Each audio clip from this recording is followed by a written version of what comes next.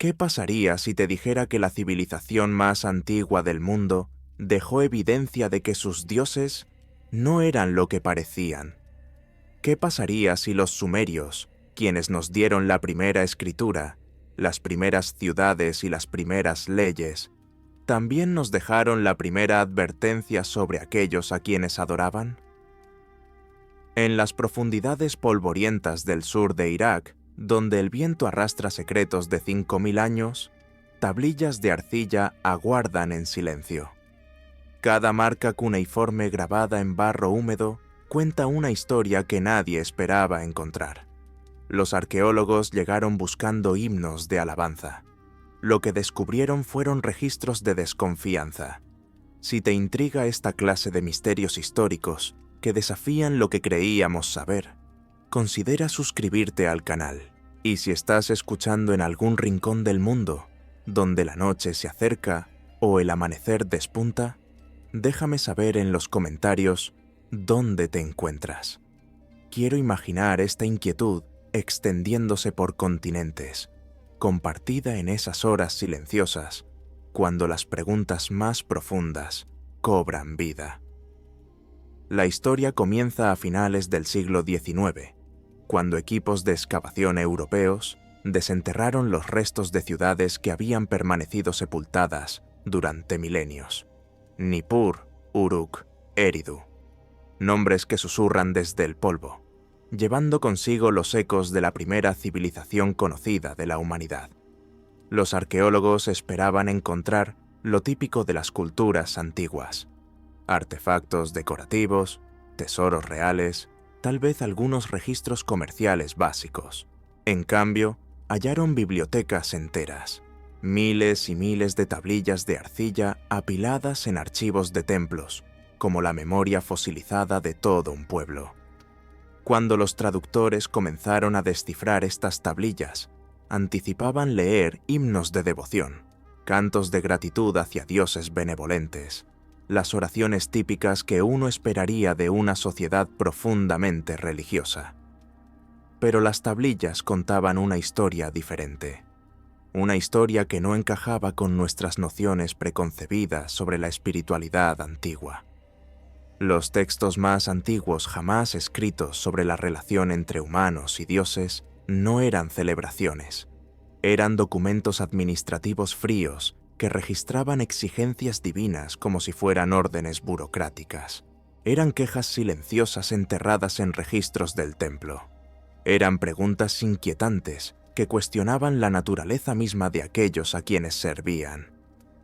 Los sumerios habían creado algo revolucionario, no solo la primera escritura del mundo, sino también la primera crítica escrita de sus propios dioses. Imagina por un momento sostener una de esas tablillas en tus manos. La arcilla aún conserva la textura áspera después de 5 milenios. Las marcas triangulares presionadas por un estilete de caña siguen siendo nítidas, cada una colocada deliberadamente por alguien que vivió antes de las pirámides, antes de cualquier imperio que podamos nombrar. Esa persona tenía algo urgente que decir, algo lo suficientemente importante como para grabarlo en arcilla que esperaba perduraría para siempre. Y lo que grabó no fue un himno de alabanza, sino una pregunta que aún resuena. ¿Y si aquellos que decimos adorar no son lo que afirman ser? En los registros del templo de Lagash encontramos anotaciones que documentan ofrendas diarias no como actos de amor, sino como obligaciones contractuales. 50 panes de cebada, 3 ovejas, 20 jarras de cerveza. El lenguaje es transaccional, preciso, casi comercial. Una tablilla administrativa dice textualmente: entregado a la casa de Enlil, según mandato, recibido por el guardián de cuentas, sin escasez registrada. Esto no suena a oración, suena a un recibo de pago.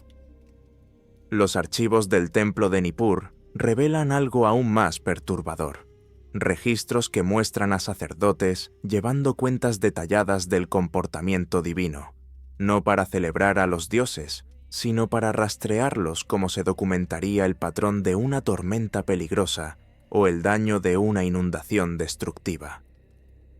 Las inscripciones describen dioses que peleaban entre sí, que ocultaban conocimiento deliberadamente, que trataban a la humanidad no como hijos amados, sino como mano de obra necesaria.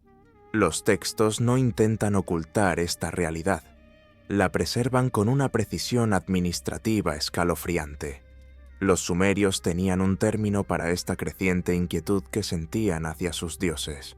Lo llamaban el peso del cielo, la carga de servir a seres cuya verdadera naturaleza permanecía oculta y cuyas órdenes parecían cada vez más arbitrarias.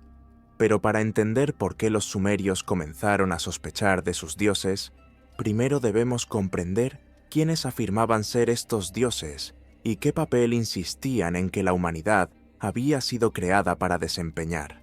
Los textos los describen como los Anunnaki, literalmente, aquellos que del cielo a la tierra vinieron. Y lo que demandaban no era amor, era trabajo. Los Anunnaki no eran dioses en el sentido moderno de la palabra. No habitaban reinos celestiales abstractos, dispensando bendiciones desde dimensiones más allá de la comprensión mortal. No pedían fe a cambio de salvación eterna. Las inscripciones los describen como administradores de la tierra, presentes, físicos y desconcertantemente burocráticos en su enfoque de la divinidad. Los primeros textos sumerios presentan a los Anunnaki no como creadores amorosos de su creación, sino como supervisores que requerían el mantenimiento continuo de sus propiedades. La humanidad existía para trabajar, para mantener los templos, cultivar los campos, extraer recursos de la tierra y asegurar que la infraestructura divina permaneciera operativa. En el épico de Atrahasis, una de las historias de creación mesopotámicas más antiguas, la humanidad fue formada específicamente porque los dioses menores se cansaron del trabajo interminable necesario para mantener el mundo. Se rebelaron, negándose a seguir cavando canales y cosechando campos. La solución no fue misericordia divina, sino eficiencia divina. Los humanos fueron creados para reemplazar a los trabajadores agotados. El término sumerio utilizado para describir a la humanidad es revelador, Lulú, que significa literalmente mezcla o trabajador primitivo. No amados, no elegidos, sino mezclados de arcilla y esencia divina para un único propósito: servir. El texto es brutalmente explícito: que el hombre soporte la carga, que el hombre lleve la canasta de trabajo de los dioses. No hay promesa de paraíso aquí, no hay pacto de amor, solo una asignación laboral. Este arreglo utilitario se documenta meticulosamente en los registros del templo. Los himnos no disfrazan la relación, la formalizan. Un himno a la diosa Inanna describe específicamente a los trabajadores del templo como aquellos que laboran para que la diosa pueda descansar. Los propios Anunnaki se describen con una precisión que despoja cualquier misticismo. Enlil, la deidad principal, es llamado Señor del Comando, no Señor del Amor ni Señor de la Misericordia, sino aquel que emite órdenes. Sus registros del templo leen como informes de gestión de proyectos, sistemas de irrigación por expandir, graneros por llenar, tributo por recolectar. Enki, el dios de la sabiduría, se presenta como un ingeniero divino. Sus mitos lo describen diseñando la estructura misma de la civilización, designando qué humanos serían agricultores, cuáles escribas, cuáles sacerdotes. Distribuyó roles y funciones como un arquitecto asignando habitaciones en un edificio. Las zigurats, esas monumentales pirámides escalonadas que dominaban las ciudades sumerias, no eran lugares de reunión para adoración comunitaria, eran centros administrativos. El templo en la cima albergaba la residencia del dios, pero los niveles inferiores contenían graneros, tesoros, talleres y cámaras de registro. La zigurat de Uruk empleaba por sí sola a cientos de trabajadores.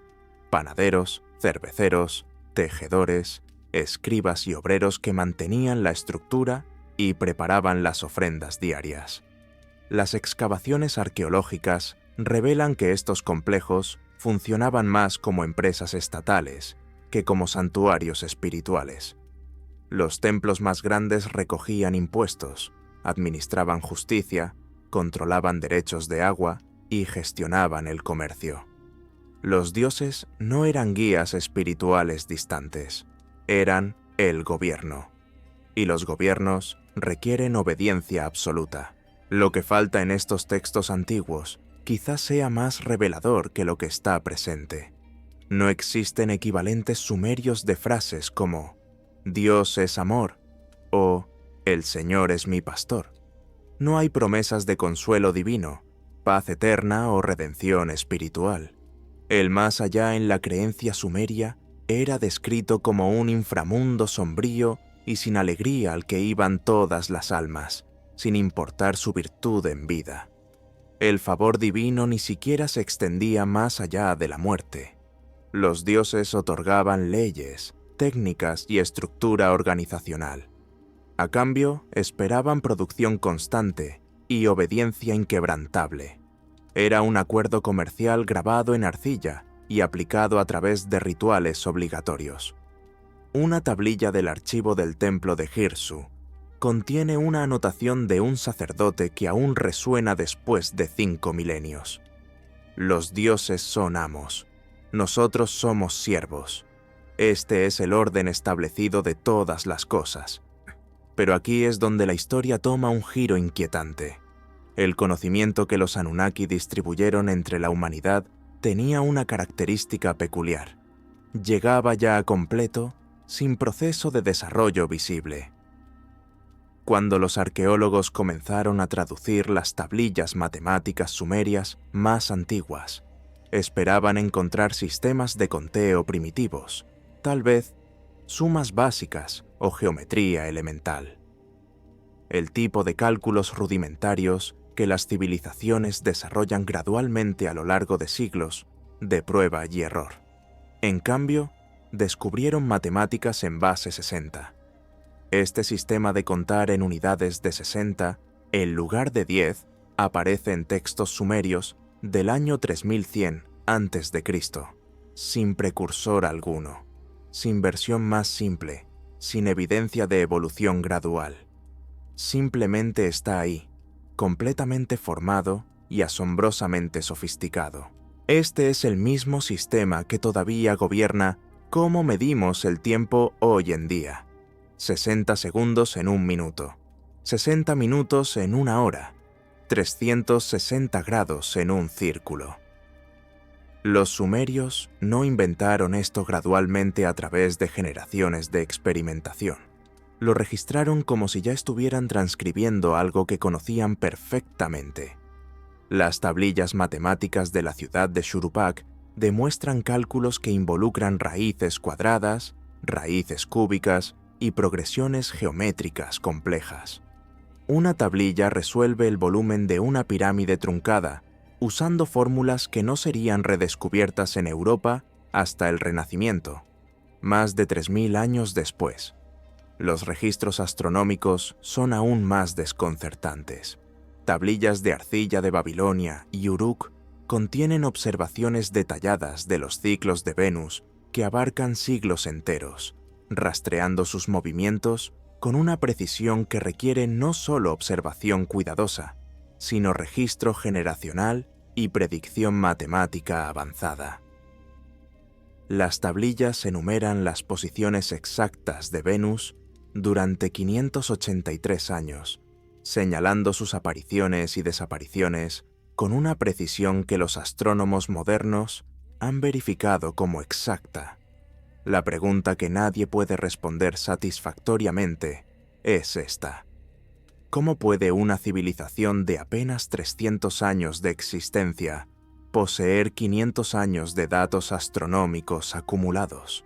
Otras tablillas rastrean el movimiento de Júpiter a través del zodíaco, calculando su posición con décadas de anticipación usando técnicas matemáticas que no volverían a aparecer hasta que los astrónomos babilonios las desarrollaran de forma independiente 2000 años más tarde.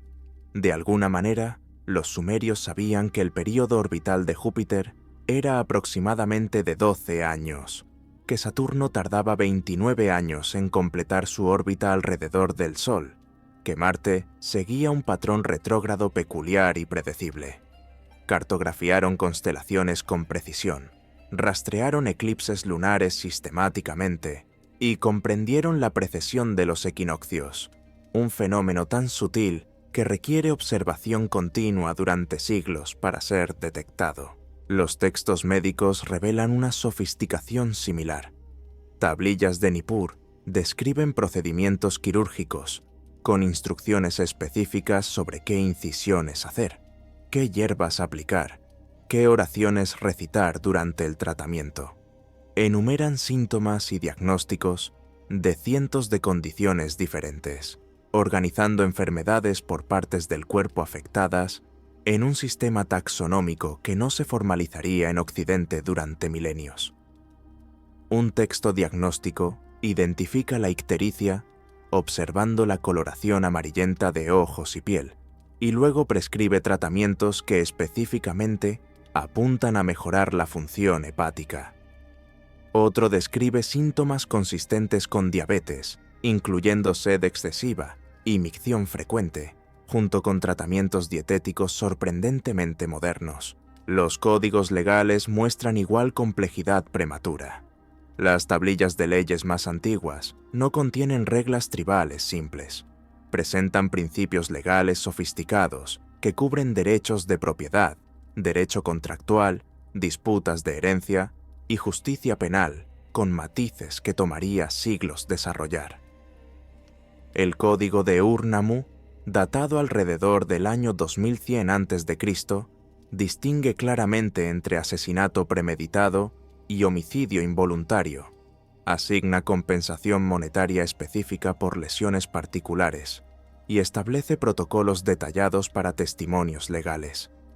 Estas no son leyes primitivas, son marcos jurídicos refinados que sugieren siglos de precedente legal.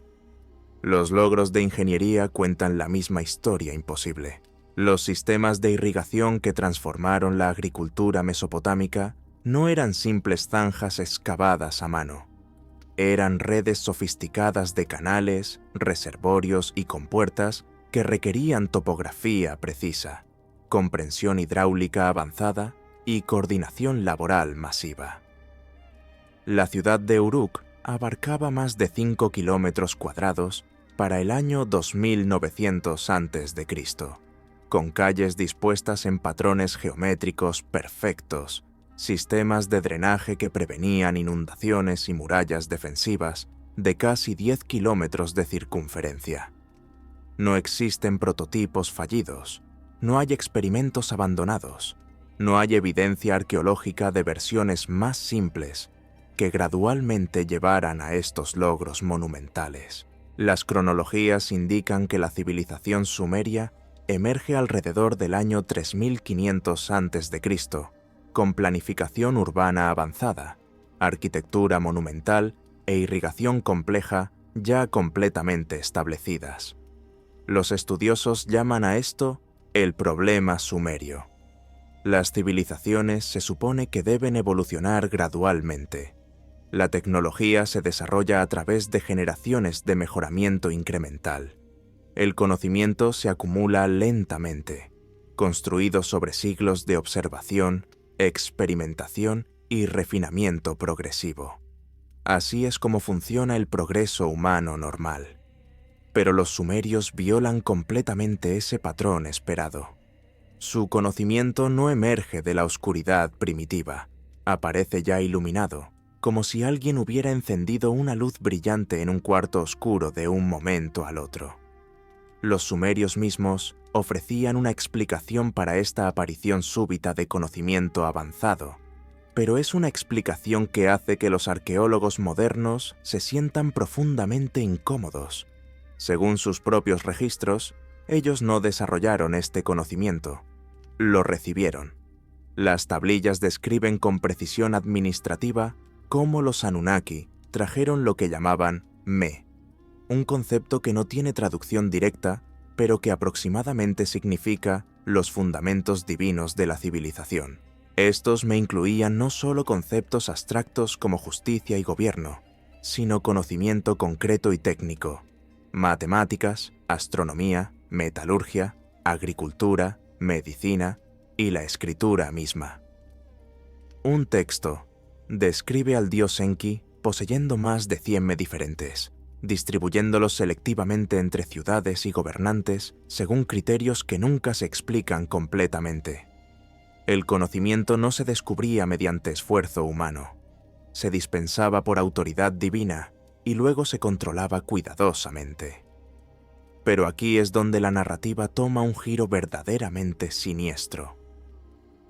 Los textos revelan que este conocimiento venía con restricciones estrictas y consecuencias terribles para quienes intentaran ir más allá de los límites establecidos. La escritura misma no se consideraba una invención humana.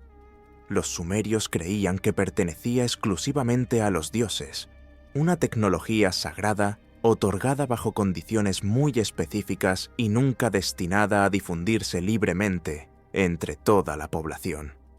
La alfabetización era poder, y el poder en la antigua Sumeria se distribuía de manera extremadamente controlada.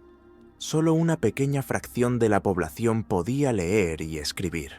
Los escribas pasaban años en entrenamientos rigurosos dentro de escuelas del templo, copiando los mismos textos repetidamente hasta que su caligrafía coincidiera exactamente con las formas prescritas por los dioses. Estas no eran instituciones educativas públicas, eran ambientes controlados donde el conocimiento se transfería bajo supervisión constante, con cada estudiante vinculado permanentemente al templo que lo había formado. Los textos de las escuelas de escribas revelan un sistema jerárquico inflexible de acceso a la información. Los escribas jóvenes aprendían únicamente contratos básicos y contabilidad simple. Los escribas de rango medio estudiaban medicina y leyes civiles. Solo los sacerdotes de más alto rango tenían acceso a las tablillas astronómicas y a los textos mitológicos que contenían lo que los sumerios llamaban conocimiento profundo. Una tablilla de entrenamiento advierte explícitamente a los estudiantes: los secretos del oficio no son para bocas descuidadas. Los símbolos tienen poder real. Úsalos incorrectamente y ese poder se volverá contra ti. Esta no era una metáfora poética. Era política institucional aplicada con consecuencias reales. En el centro de esta tensión sobre el conocimiento controlado se encontraba una figura profundamente contradictoria: Enki, el dios cuyo papel mitológico sigue siendo inquietantemente ambiguo. Los textos lo describen simultáneamente como patrón de la sabiduría y maestro del engaño, como la deidad que dio conocimiento a la humanidad y fue castigado severamente por ello. El mito de Enki y Ninmah lo retrata creando a los humanos en contra de la voluntad explícita de otros dioses, mezclando arcilla terrestre con esencia divina para formar trabajadores que podían pensar, razonar y aprender por sí mismos. Pero las inscripciones sugieren que este acto fue profundamente controvertido entre los Anunnaki. Enlil, el dios principal, supuestamente se opuso violentamente no porque los humanos no debieran existir, sino porque habían sido hechos demasiado capaces, demasiado similares a los propios dioses en sus capacidades cognitivas. Otro texto inquietante, el mito de Adapa, describe a Enki enseñando a un humano llamado Adapa una sabiduría tan profunda que cuando Adapa compareció ante el Consejo Celestial, el dios supremo Anu reaccionó con alarma visible. ¿Quién dio a este mortal tal comprensión? ¿Quién le mostró los caminos secretos del cielo y la tierra? La implicación textual es cristalina. Los humanos no estaban destinados a saber tanto. El conocimiento avanzado era peligroso en manos mortales, no por razones morales, sino por razones de control y estabilidad del sistema establecido. La respuesta de Enki en el texto es profundamente reveladora de la naturaleza manipuladora de estos supuestos dioses. No niega haber enseñado a Adapa. En cambio, advierte al humano que rechace el pan y agua de la inmortalidad que Anu le ofrecerá, afirmando falsamente que están envenenados y lo matarán. Anu realmente ofrece otorgar a Adapa vida eterna como recompensa por su sabiduría. Adapa rechaza la oferta, confiando en la advertencia engañosa de Enki. El resultado, la humanidad obtiene conocimiento parcial, pero pierde para siempre la oportunidad de la inmortalidad. Enki, deliberadamente, saboteó la posibilidad de que los humanos alcanzaran la igualdad divina. Dio conocimiento suficiente para ser útiles como trabajadores avanzados, pero retuvo el regalo final que habría hecho innecesario el control divino. Algunos estudiosos interpretan esto como protección paternal. Una lectura más siniestra sugiere control calculado. Los argumentos divinos sobre el conocimiento humano aparecen consistentemente a lo largo de la literatura sumeria.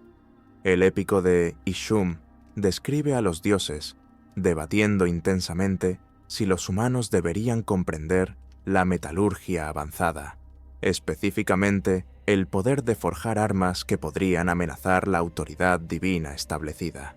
El texto revela una división profunda entre los Anunnaki. Algunos creían que más conocimiento estabilizaría la civilización humana y haría a los trabajadores más eficientes. Otros temían que demasiado conocimiento desestabilizaría el orden cósmico y eventualmente llevaría a la rebelión. El compromiso alcanzado, según el mito, fue la distribución selectiva y fragmentada del conocimiento. Ciertas ciudades recibieron conocimiento de metalurgia avanzada, otras recibieron técnicas agrícolas superiores, algunas desarrollaron astronomía sofisticada, pero ninguna población humana individual recibió todas las piezas del rompecabezas.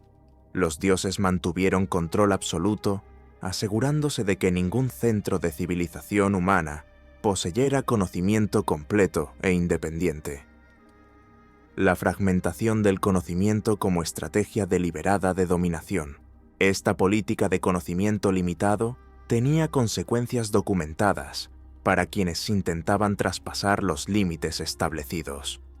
Las consecuencias del conocimiento no autorizado aparecen vívidamente en los cuentos de advertencia sumerios que funcionaban como propaganda de control.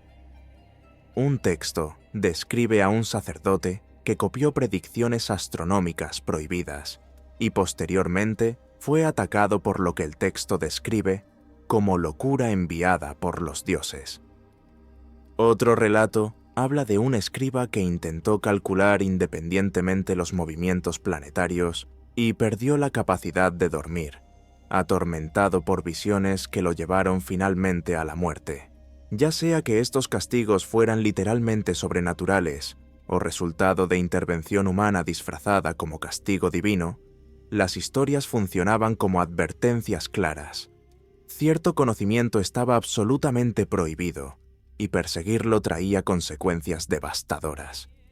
Los textos se refieren a esta información restringida como Namburbi, lo prohibido, conocimiento que existía, pero se mantenía sellado deliberadamente.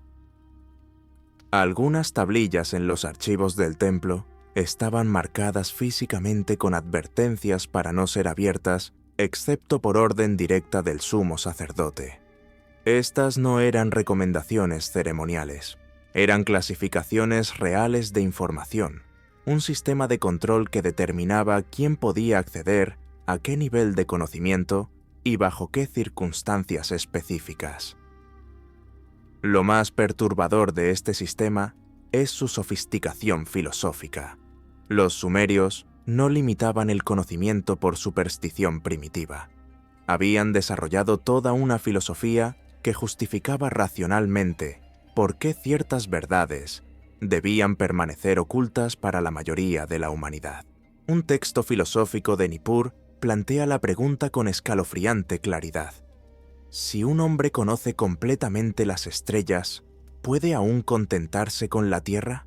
Si comprende verdaderamente a los dioses, ¿puede aún obedecerlos sin cuestionamiento?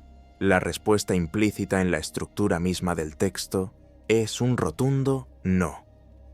El conocimiento completo engendra independencia intelectual.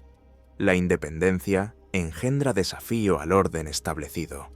El desafío interrumpe el sistema de control. Por lo tanto, el conocimiento debe ser cuidadosamente racionado y controlado.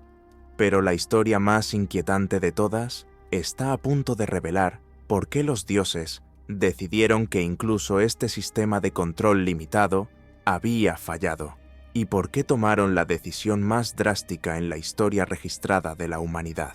La humanidad.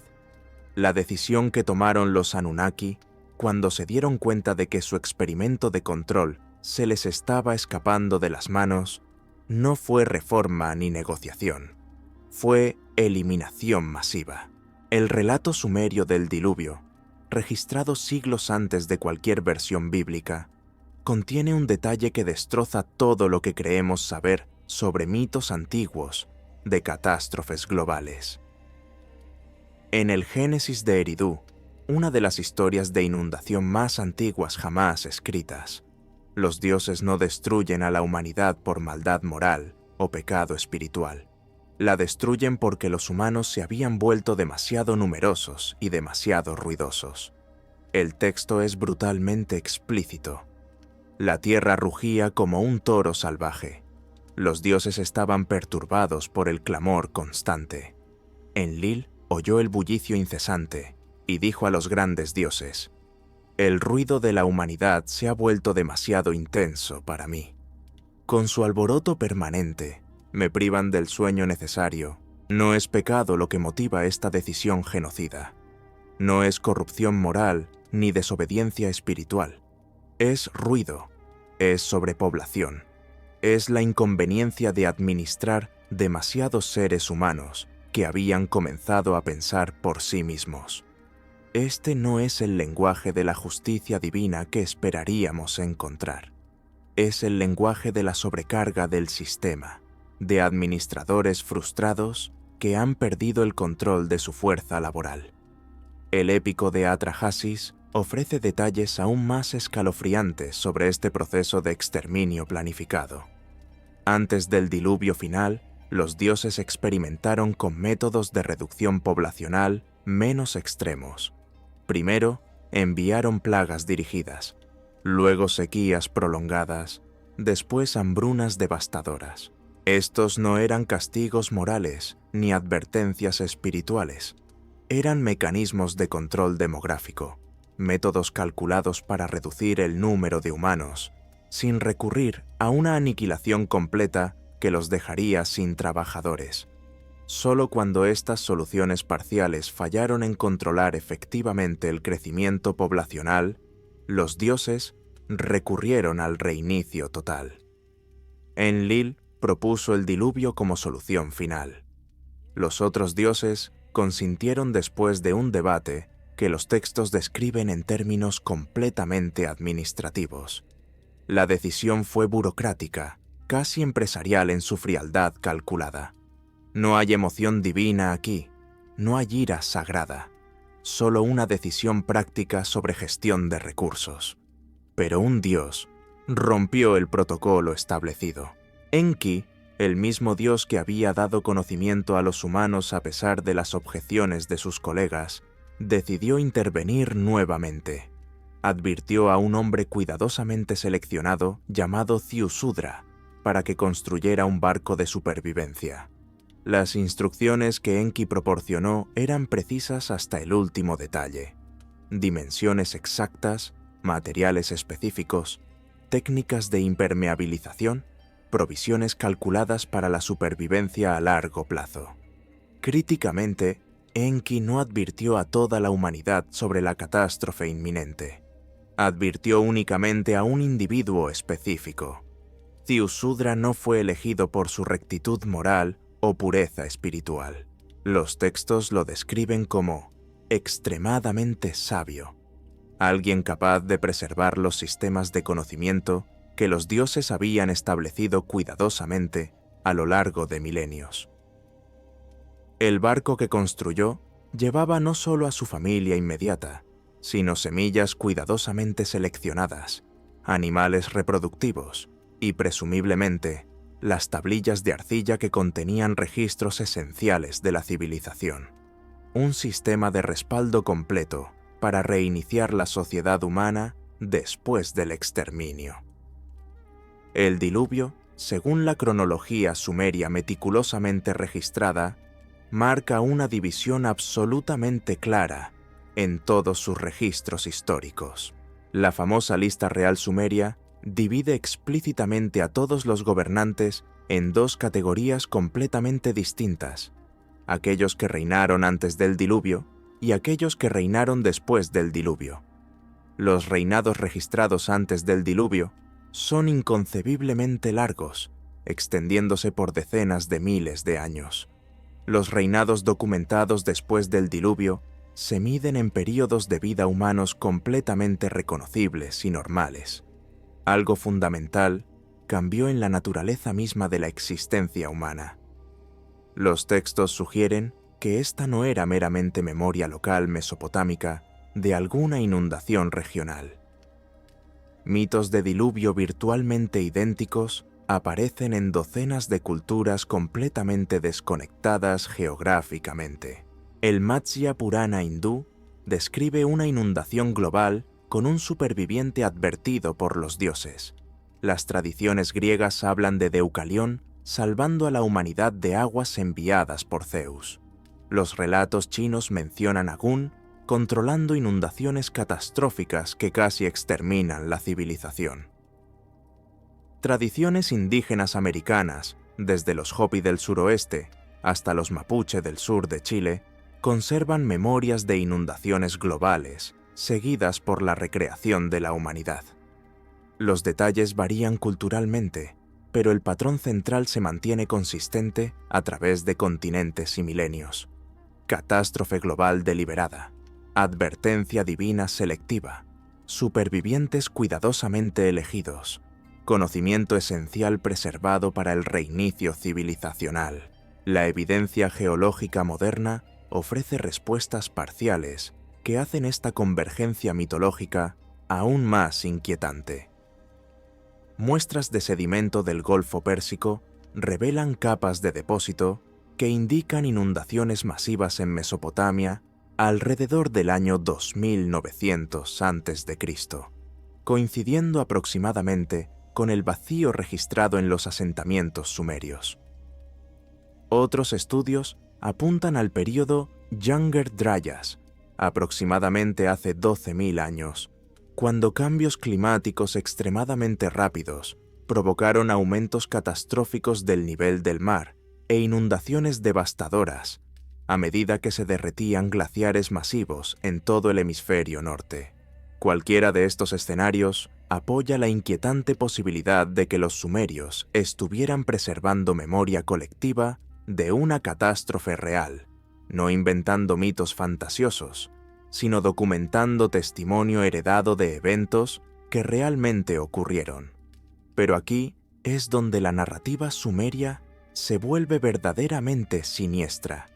Los textos no retratan el diluvio como una tragedia cósmica o una lección moral sobre arrogancia humana. Lo retratan como una necesidad administrativa, una medida de gestión que funcionó exactamente como estaba diseñada. Después del diluvio, cuando las aguas retroceden y Ziusudra hace las ofrendas rituales apropiadas, los dioses responden no con alegría por la supervivencia milagrosa de la humanidad, sino con alivio profesional de que el reinicio haya sido ejecutado correctamente según especificaciones. Un texto describe la reacción inmediata de Enlil cuando descubre que alguien sobrevivió. ¿Cómo escapó cualquier mortal? Nadie debía sobrevivir a la destrucción total. La preocupación no es compasiva, es operacional. Enki admite su intervención no autorizada y, sorprendentemente, los otros dioses, La aceptan después de una evaluación práctica, no porque hayan cambiado de opinión sobre el valor intrínseco de la vida humana, sino porque se dan cuenta de que la extinción total los habría dejado sin la fuerza laboral especializada que necesitaban para mantener sus sistemas terrestres. El diluvio no estaba destinado a terminar definitivamente con la humanidad. Estaba diseñado para reducirla a números perfectamente manejables y eliminar las poblaciones problemáticas que habían comenzado a cuestionar el orden establecido. Los supervivientes no fueron elegidos por pureza moral o favor divino. Fueron seleccionados por su utilidad demostrada y su disposición a mantener los sistemas de conocimiento que los dioses habían establecido sin hacer preguntas inconvenientes. Ziusudra se describe específicamente como alguien capaz de preservar las tradiciones sin innovation no autorizada, un administrador confiable más que un líder visionario. Después del diluvio, las inscripciones describen un mundo completamente reorganizado según nuevos parámetros de control. El señorío divino se restablece desde el cielo, usando exactamente la misma frase empleada para describir su establecimiento original antes de la catástrofe. Las ciudades se reconstruyen siguiendo precisamente los mismos planos arquitectónicos antiguos. Los sistemas agrícolas se restablecen usando las técnicas tradicionales. La escritura continúa sin interrupción. Todo se reanuda exactamente como antes, pero a escala deliberadamente reducida, más silenciosa, más estrictamente controlada. Los dioses implementan nuevas medidas preventivas, diseñadas específicamente para evitar futuros problemas de sobrepoblación. A los humanos se les otorgan vidas dramáticamente más cortas para limitar el crecimiento poblacional natural. A las mujeres se les impone alta mortalidad infantil como control demográfico adicional. Se crea una clase de sacerdotisas célibes que no pueden reproducirse, restringiendo aún más el crecimiento poblacional. Estas modificaciones no son castigos por pecados pasados. Son ajustes ingenieriles para prevenir futuras sobrecargas del sistema de control. Un texto sumerio se refiere específicamente a estas nuevas restricciones, como Namlu-Ulu, el destino permanente de la humanidad, limitaciones incorporadas de forma permanente a la existencia humana post-diluvio, para mantener el equilibrio cósmico dentro de parámetros aceptables. El diluvio, entonces, no fue una cuestión de moralidad divina o justicia cósmica. Fue una cuestión de sostenibilidad administrativa y control poblacional. Una civilización que había crecido demasiado grande, demasiado ruidosa, demasiado independiente intelectualmente, se redujo quirúrgicamente a parámetros funcionales y se reinició bajo protocolos de control mucho más estrictos y efectivos. Los sumerios registraron todo este proceso no como una injusticia divina que debía ser resistida, sino como una necesidad divina que debía ser comprendida y aceptada. Como si entendieran perfectamente que así era simplemente como funcionaba el sistema universal. Expansión, sobrecarga, reinicio, reorganización. Un ciclo administrativo que tal vez ya se había repetido múltiples veces antes en la historia no registrada y que podría repetirse nuevamente si las condiciones lo requirieran. Pero la historia más perturbadora de todas aún está por revelarse, porque después del diluvio, algo cambió fundamentalmente en la relación entre los Anunnaki y la humanidad, algo que los textos registran con inquietud creciente y que explicaría por qué los dioses eventualmente tomarían una decisión aún más drástica, la decisión de abandonar completamente a la humanidad a su suerte. Mientras las últimas luces del día se desvanecen sobre los desiertos de Mesopotamia, las tablillas de arcilla siguen descansando en sus vitrinas de museo, guardando secretos que desafían todo lo que creíamos saber sobre nuestros orígenes. Los sumerios no nos dejaron mitos reconfortantes sobre dioses benevolentes. Nos dejaron advertencias grabadas en barro, testimonios de una civilización que descubrió la verdad inquietante sobre aquellos a quienes servía. La evidencia está ahí, esperando en cada marca cuneiforme. Dioses que funcionaban como administradores, no como salvadores. Conocimiento distribuido como herramienta de control, no como regalo de amor. Un diluvio que no fue castigo moral, sino gestión poblacional. Y finalmente, el abandono silencioso, cuando el experimento se consideró completo. Los sumerios documentaron todo esto con la precisión fría de archivistas, que sabían que estaban registrando algo que el mundo necesitaría recordar. Que la primera civilización no fue la primera en absoluto, sino una reconstrucción después del reinicio. Que los dioses no eran lo que parecían, y que la humanidad, desde el primer día que aprendió a escribir, había estado cuestionando a aquellos que decía adorar. Tal vez esa sea la lección más profunda enterrada en esas tablillas, que dudar, cuestionar, buscar la verdad detrás de las narrativas oficiales, no es una debilidad moderna, sino el instinto más antiguo de la humanidad. Los sumerios nos mostraron el camino hace 5000 años. La arcilla recuerda, las preguntas perduran, y en algún lugar bajo la arena de Irak, más tablillas aguardan, llevando fragmentos de verdades que aún no estamos listos para enfrentar.